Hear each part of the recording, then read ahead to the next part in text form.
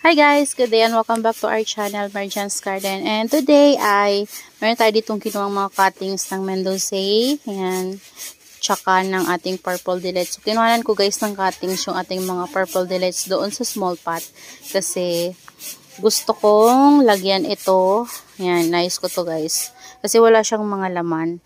And plano ko sanang lagyan to ng mga leaf propagations natin ng mga malalaki-laki na, kaso lang nakadikit pa sila sa leaf, so hindi ko na muna tinanggal.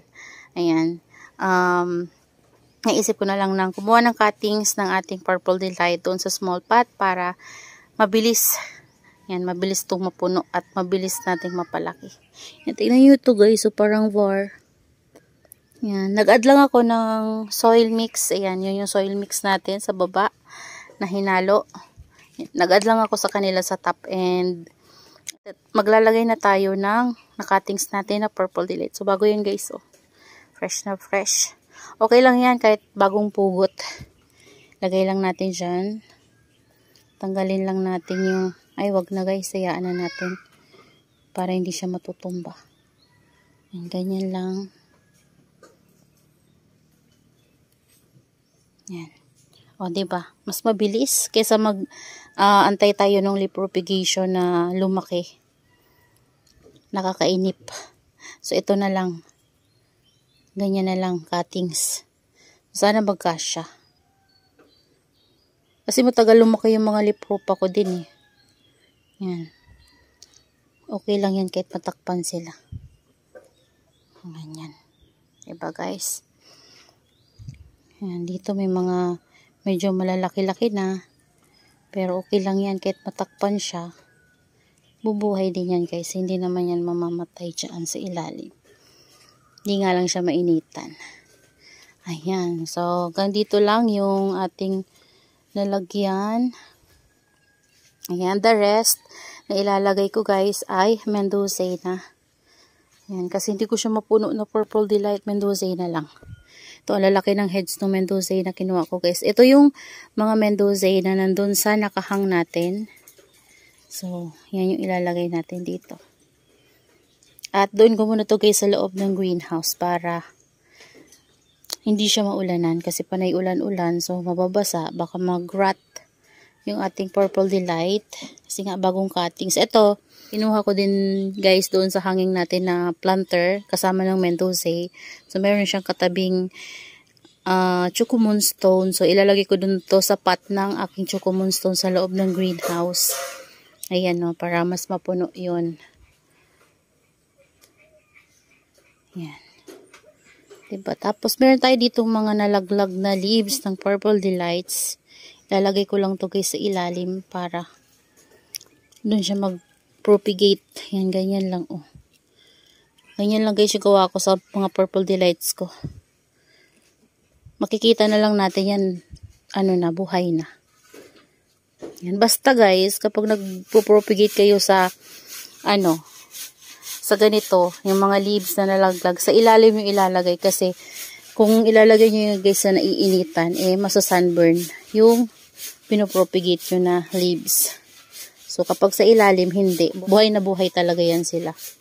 Hindi ka mamamroblema na masa-sunburn siya. Ayan. After a week, pwede na natin tong diligan kapag meron na silang roots. So, sa ngayon, hayaan mo lang natin sila guys sa naiinitan. So, dapat shaded guys para hindi sila ma-sunburn. Lalo na cuttings itong mga nilagay natin. So, hindi pa sila nakadikit sa soil kaya mas mabilis silang ma-sunburn. Pero, importanteng meron silang matatanggap na sunlight para hindi maglegi at ma-maintain natin yung kulay. Hindi mawawala guys yung kulay nila. Yan. Lalaki ng heads ng mga Mendozae ko dun sa ko guys. Hanging planter. Yung white. Gaganda ng Mendozae ko doon. So, kinatan ko kasi ang tatangkad nila para ma-reset. Magkakaroon sila ng bagong tubo.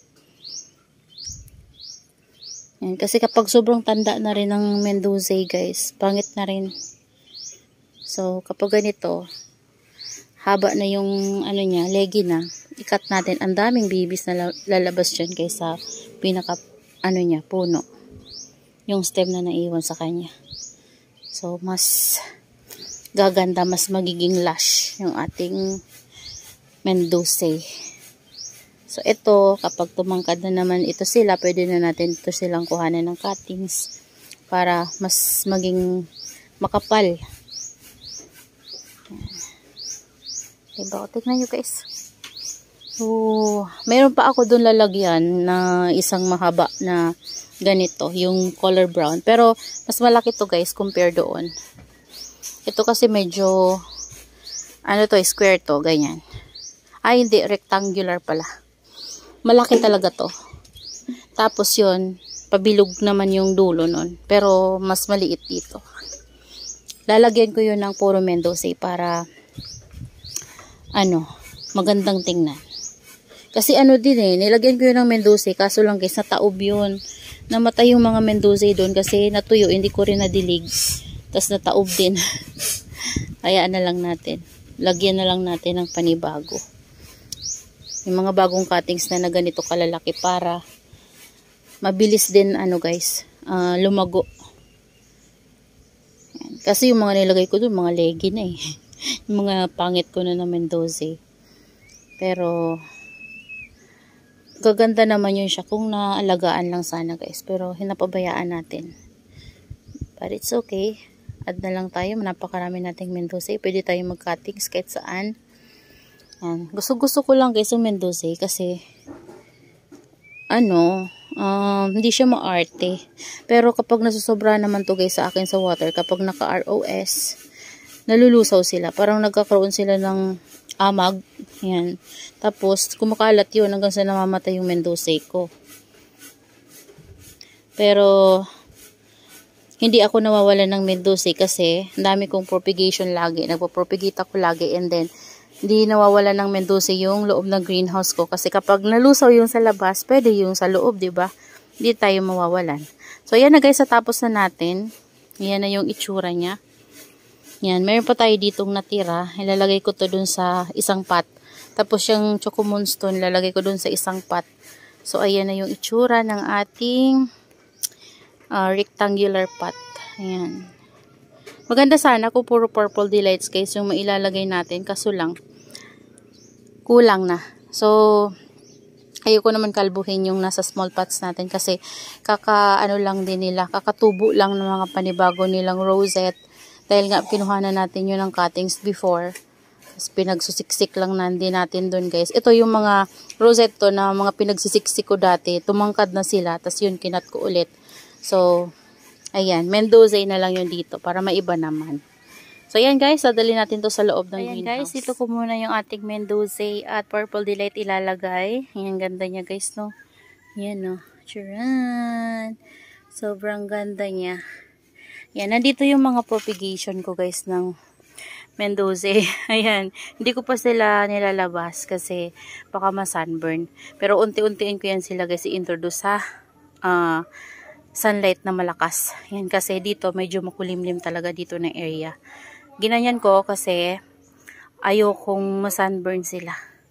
So, yung mga unang ko kasing nilagay dyan guys ay na-sunburn.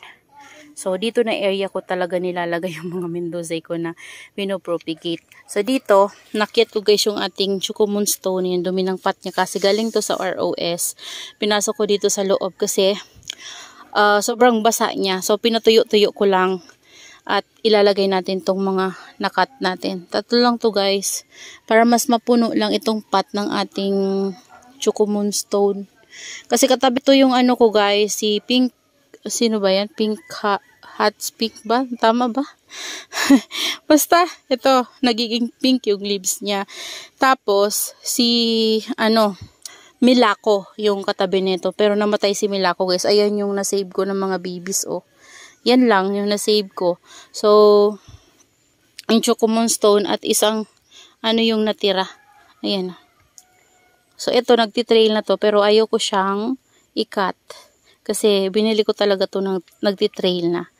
And gusto ko kasing may Choco Moonstone ako na nagtitrail. So hayaan ko siyang ganyan. Maganda. So mag-add na lang tayo ng panibagong cuttings dyan. Ayan.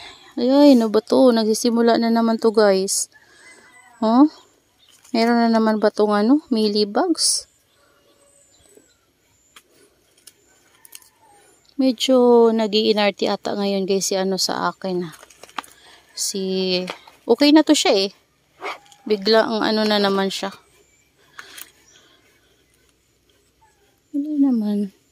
Wala naman na mealybugs guys. Nasobran ko lang siguro sa water. Ayan ko na. Diyan muna siya. Medyo mahirap kasi siksikan sila dito. Ayan, ito yung sinasabi ko sa inyo guys na lalagyan ko ng Mendoza. Ito yung nataubo. Ayan o, namatay. Nilabas ko nga dito kasi pinaulan kasi sobrang siyang natuyuan. Ayan o, namatay na diba? So ito yung lalagyan natin ng cuttings ng Mendoza ulit. Mangunguha ulit ako guys ng cuttings ng Mendoza and mag-a-add ako ng soil dyan. Tapos ipapatong natin yung kinat natin na Mendoza. Natam na natin sila lahat. Ayan. So hindi ko na pinakita sa inyo kasi malulobot na yung aking phone. At ayan, natapos na natin siya. Sobrang init guys. Ayan, dito ko muna silang dalawa para hindi sila ma-sunburn. So ayan guys, that's all for today's video. Yan, I hope you enjoy watching and see you on my next vlog. Happy gardening everyone. Bye!